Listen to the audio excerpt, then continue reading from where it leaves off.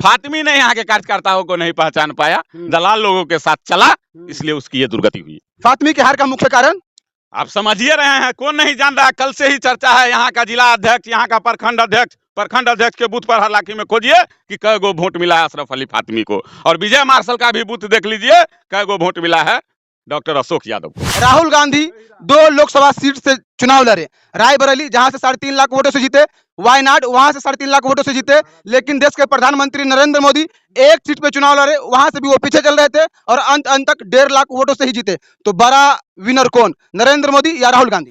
अयोध्या जो राम नगरी से जाना जाता है, अयोध्या में बीजेपी हार गई है। क्या भगवान श्री राम को रास नहीं आया भारतीय जनता पार्टी? नहीं, भगवान थोड़े वोट गिराते हैं, भगवान का तो आशीर्वाद होता है। आप बोले थे कि अशोक कुमार यादव पिछली बार 4.5 लाख वोटों से जीते थे, इस बार 5 लाख वोटों से जीतेंगे, लिख के रख लीजिए। लेकिन यहाँ तो 1.5 लाख पे अटक गए। एकदम फिक्स लिख लीजिए, 2025 में हरलाखी विधानसभा क्षेत्र से कमल खिलेगा, कमल खिलेगा, एकदम कमल खिलेगा। उसमें कहीं कोई नहीं, आप लिख करके स्क्रीन शॉट आप रख लो कि हरलाखी में 31 हरलाखी विधानसभा हमारा 31 नंबर है। चर्चा तो कह रहे थे कि विजय मार्शल लगातार आरजेडी के लिए काम कर रहे थे, रात दिन देखे लालू तेजस्वी का नाम ले रहे थे, वो अचानक से बीजेपी कैसे ज्वाइन कर लिया, उन्हें भी शक हो रहा था। आप तो कल देश के लोकसभा चुनाव का रिजल्ट आया और आपको बता दें कि हरलाखी में जिस तरह से विजय मार्शल दावा ठोक रहे थे कि जब से मैं बीजेपी ज्वाइन किया हूं तब से तन मन धन भारतीय जनता पार्टी के ऊपर निछावर कर चुका हूं। मधुबनी लोकसभा से लगातार दूसरी बार अशोक कुमार यादव भारतीय जनता पार्टी से अपना दबदबा कायम किए हैं। कहीं ना कहीं हरलाखी में धरातल पर विजय मार्शल का भी एक योगदान रहा है। और अभी आप हमारे साथ देख सकते हैं, भारतीय जनता पार्टी के युवा नेता अब कह सकते हैं, क्योंकि सफलता मिलने के बाद कहीं ना कहीं कद और काबिलियत दोनों बढ़ जाता है। निर्वाचन क्षेत्र संख्या 31 से विजय मार्शल जो लगातार मेहनत की और दावा ठोक रहे थे कि 50,000 वोटों से हरलाखी विधानसभा में अशोक कुमार यादव लीड करेंगे, और भारतीय जनता पार्टी का जो मधुबनी में दबदबा था वो दबदबा है और अगले 5 साल तक वास्तव में अब दबदबा बना रहेगा। कुछ लोग तो कह रहे थे कि पिता और पुत्र की विरासत वाली सीट, ये विरासत आगे सियासत नहीं करने देगी, लेकिन इस बार भी भारतीय जनता पार्टी के उम्मीदवार मधुबनी लोकसभा में प्रचंड जीत के साथ लोकसभा तक पहुंचे हैं। दरभंगा से 4 बार के सांसद पहली बार मधुबनी में लालटेन जलाने आए थे, लेकिन दुर्भाग्यपूर्ण तरीके से लगभग 1.5 लाख वोटों से हार कर, जो एक सपना था कि मधुबनी में लालटेन पहली बार जलाया जाए, मधुबनी लोकसभा में लालटेन नहीं जला है। विजय मार्शल हरलाखी का एक ऐसा नेता जो मीडिया के हर एक सवाल का जवाब देने में सक्षम है, सवाल पक्ष में हो या विपक्ष में हो, सवाल कड़वा हो या फिर नरम हो, हर सवाल का जवाब देते हैं विजय मार्शल। क्या प्रचंड बहुमत नहीं मिलने के बाद भी भारतीय जनता पार्टी केंद्र में अपनी सरकार बनाएगी? सबसे पहले आपका बहुत बहुत स्वागत है। आपका भी मैं स्वागत करता हूं। आपके चैनल जो गांव-गांव तक है, बहुत ही फेमस चैनल है। राजीव भाई, आपका हरलाखी विधानसभा क्षेत्र में स्वागत है। सबसे पहला सवाल, मोदी लहर में भी कहीं ना कहीं काफी मुशक्कत करना पड़ा अशोक कुमार यादव को, तब जाकर 1.5 लाख वोटों से विजय हुए हैं। सर, 1.5 लाख वोटों से विजय हुए हैं, इस मूवमेंट में भी 1.5 लाख वोटों से वो चुनाव जीते हैं, ये बहुत बड़ी बात है। आपको लग रहा था कि इतना मेहनत और इतना टफ मुकाबला देखने को मिलेगा? कोई टफ मुकाबला नहीं था सर। मैं पहले से ही आपको बोल रहा था कि हरलाखी में 50,000 से हम लीड करेंगे। मधुबनी लोकसभा में हरलाखी विधानसभा 50,000 से लीड करेगा। हमने 44,000 से लीड करके हमने दिया है पार्टी को। प्रचार प्रसार के समय तो खासकर भारतीय जनता पार्टी उतने जोशो खरोश में नहीं दिख रहे थे, चुपचाप पूरा का पूरा मैनेजमेंट किए, उसके बाद ये परिणाम आया क्या? देखिए, भारतीय जनता पार्टी का कार्यकर्ता संयम और अनुशासित कार्यकर्ता है। वो लोग ज्यादा हल्ला गुल्ला करने वाला कार्यकर्ता हम लोग नहीं है। जो लोग बोल रहे थे उसकी आज बोली भी नहीं फूट रही है। इसलिए हम लोग का जो काम था वो ग्राउंड पर हो रहा था, जमीन पे काम हो रहा था। हम लोग जमीन पर काम कर रहे थे और उसका फल हम लोगों को मिला है। 19 लोकसभा चुनाव में मोदी लहर के सहारे सभी कैंडिडेट जीत गए, लेकिन इस बार भारतीय जनता पार्टी अपने दम पर भी सरकार बनाने नहीं जा रही है। इस पे क्या कहेंगे आप? नहीं सर, मैं अपने दम पर सरकार बना रहा हूं। एनडीए गठबंधन ने पूरे देश में 292 सीट जीता है। प्रधानमंत्री बनने के लिए हमको 272 सीट ही चाहिए। 292 सीट है हमारे पास गठबंधन का। मोदी लहर में वाराणसी से नरेंद्र मोदी जो देश के प्रधानमंत्री है वो भी पीछे चल रहे थे, इसमें क्या कहेंगे आप? नहीं सर, ऐसा कुछ नहीं है। कुछ देर अजय राय से वो पीछे थे, लेकिन वहां की महान जनता ने, आप वहां भी देख लो कि जीत का अंतर लगभग 1.5 लाख से ऊपर है। तो अशोक कुमार यादव भी 1.5 लाख वोटों से जीते और देश के प्रधानमंत्री यशस्वी प्रधानमंत्री नरेंद्र मोदी भी 1.5 लाख वोटों से जीते, तो प्रधानमंत्री और अशोक कुमार यादव में क्या फर्क रह गया? मैं आपको बताता हूं, नरेंद्र मोदी का लगाव अब मिथिला से हो गया है। मिथिला ने उनको जो सम्मान देने का काम किया है, 1,51,935 वोट से मधुबनी लोकसभा क्षेत्र से डॉक्टर अशोक कुमार यादव जी जीते हैं। 1,51 बहुत ही शुभ अंक होता है। तो कहीं ना कहीं अब मोदी जी का जुड़ाव मिथिला से रहेगा। आप वास्तव में दिल से अंदर से खुश है, या फिर भारतीय जनता पार्टी ज्वाइन करने के बाद ये मुस्कुराहट मजबूरी वाली मुस्कुराहट? नहीं नहीं नहीं नहीं सर, मैं बहुत खुश हूँ। आप हमको देखते हुए मैं कितना खुश रहता हूँ। मैं जिसके साथ भी रहता हूँ, मैं पूरे ईमानदारी से काम करता हूँ। मैं अपने काम पर विश्वास रखता हूँ और मैंने काम करके दिया है। मैं आपको बोलता हूँ कि मैं भारतीय जनता पार्टी का तटस्थ कार्यकर्ता हूँ। छोटा कार्यकर्ता जरूर हूँ, लेकिन मैं दिखाऊंगा कि मेरे से बड़ा कोई काम भी नहीं कर सकता है। पिछले इंटरव्यू में आप कहे थे कि 2 तारीख को भारी बारिश होगी, 3 तारीख को कीचड़ फैलेगा और 4 तारीख को कमल खिलेगा।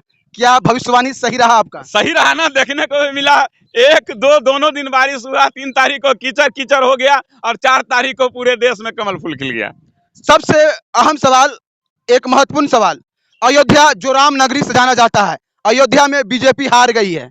क्या भगवान श्री राम को रास नहीं आया भारतीय जनता पार्टी? नहीं, भगवान थोड़े वोट गिराते हैं, भगवान का तो आशीर्वाद होता है। मैं बताता हूँ, ये लोकतंत्र है। हो सकती है वहाँ किस तरह की नाराजगी होगी, कहीं ना कहीं कोई बात होगी, तो लोकतंत्र में जो जनता का फैसला आता है उसको स्वीकार करना चाहिए। हम लोग स्वीकार करते हैं। इस बार लोकसभा चुनाव में भारतीय जनता पार्टी के अच्छे अच्छे नेता हारे हैं। 4 केंद्रीय मंत्री, महाराष्ट्र से नवनीत राणा, ओवैसी के सामने एक भारतीय जनता पार्टी की महिला प्रत्याशी निरहुआ, जो आप लोग के स्टार प्रचारक भी थे और भोजपुरी के सुपरस्टार भी माने जा रहे थे, वो भी चुनाव हार गए हैं। काराकाट से न तो उपेंद्र कुशवाहा जीता, न पवन सिंह, वहां पर भी महागठबंधन बाजी मार लिए। ये सभी हार को आप किस नजर से देखते हैं? नहीं नहीं, जो काम नहीं करेगा वो चुनाव हारेगा। मैं बताता हूँ, अब पहले भी बोलता था, मैं अभी भी बोल रहा हूँ, या 4G 5G का जमाना चल रहा है। यहाँ पे जो काम नहीं करेगा वो चुनाव हार जाएगा। आप कह रहे हैं कि प्रचंड बहुमत है, लेकिन अफरा तफरी का माहौल दिल्ली में चल रहा है। सरकार कौन बनाएगा ये अभी तक कंफर्म नहीं है।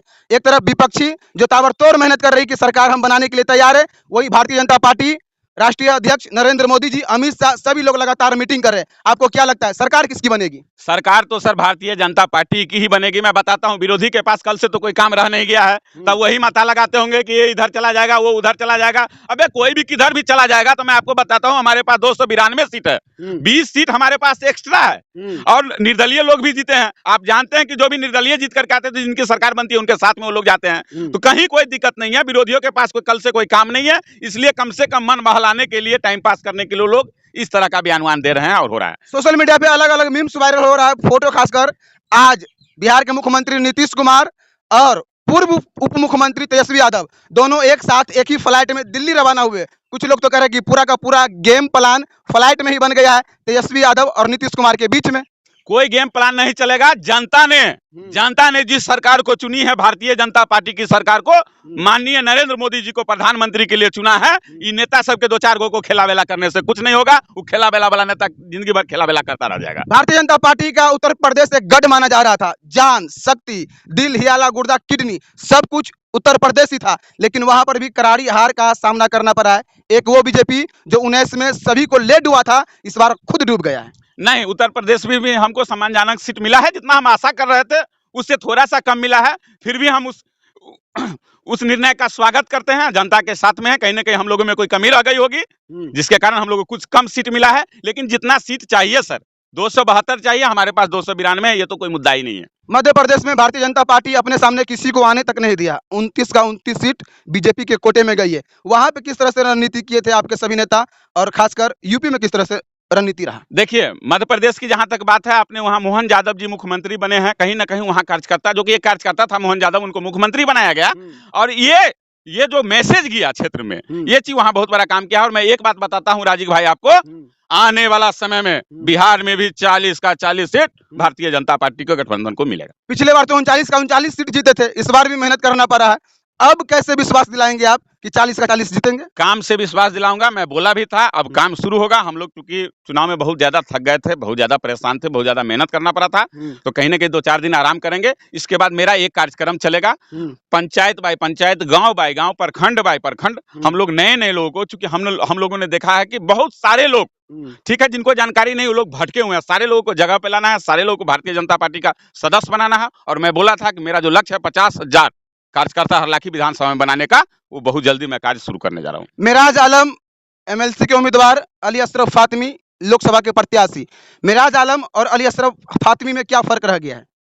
अभी देखिए वो तो जनता का फैसला होता है। मैं आपको बताया मिराज आलम को जनप्रतिनिधि ने फैसला करके दिया था, अंबिका गुलाब यादव को जिताया था। जहां तक फातमी की बात रह गई, फातमी ने यहाँ के कार्यकर्ताओं को नहीं पहचान पाया, दलाल लोगों के साथ चला, इसलिए उसकी ये दुर्गति हुई। फातमी के हार का मुख्य कारण आप समझिए रहे हैं, कौन नहीं जान रहा है? कल से ही चर्चा है, यहाँ का जिला अध्यक्ष, यहाँ का प्रखंड अध्यक्ष के बूथ पर हालांकि में खोजिए कि कै गो वोट मिला है अशरफ अली फातमी को, और विजय मार्शल का भी बूथ देख लीजिए, कै गो वोट मिला है डॉक्टर अशोक यादव को। तो विजय मार्शल अपने दम पर बीजेपी को कितना फायदा पहुंचाया हरला की विधानसभा में? मैं तो शुरू से ही बोला था 50,000 यहाँ वोट आपको प्लस होगा, 44,000 के आसपास गया कम से कम। पीछे रह गए 4,000 6,000। अरे वो तो फिर मेहनत होगा राजीव भाई, फिर अब 50 क्या उसको लाख में भी बदलना। मैं तो बोला कि अभी 50,000 सदस्य बनाना तो हमारा बाकी है। जिस जोश और जुनून के साथ अभी आप भाजपा के साथ जुड़े, कार्य कर रहे हैं धरातल पे, क्या ये जोश खरोश लगातार बरकरार रहेगा या फिर बीच में थकना और झुकना कोई मजबूरी होगी? देखिए सर, विजय मार्शल के पास कोई काम नहीं है। विजय मार्शल पूर्ण रूप से नेतागिरी करता है, समाज सेवा का काम करता है। इसमें और ऊर्जा आएगा। मैं भारतीय जनता पार्टी के लिए दिन रात एक कर दूंगा। मिथिला यानी मिथिलांचल जो माननीय नरेंद्र मोदी जी को इस बार भी जो सीट देने का काम किया है, मैं आपको बताता हूं, अगली सरकार बिहार में एनडीए की सरकार होगी और उसकी तैयारी हम लोग शुरू कर देंगे। बहुत सारे लोग हैं, कल से ही हम लोग देख रहे हैं, फोन करके बोल रहे हैं कि हम लोग भारतीय जनता पार्टी ज्वाइन करेंगे। जो मेरे साथ नहीं भी थे वो लोग भी चाह रहे हैं कि हम लोग भारतीय जनता पार्टी ज्वाइन करें। अभी तो ऐसा लग रहा है कि पूरा का पूरा जो आपको बेनिफिट मिल रहा है वो बना बनाया फील्ड आरजेडी का देन है।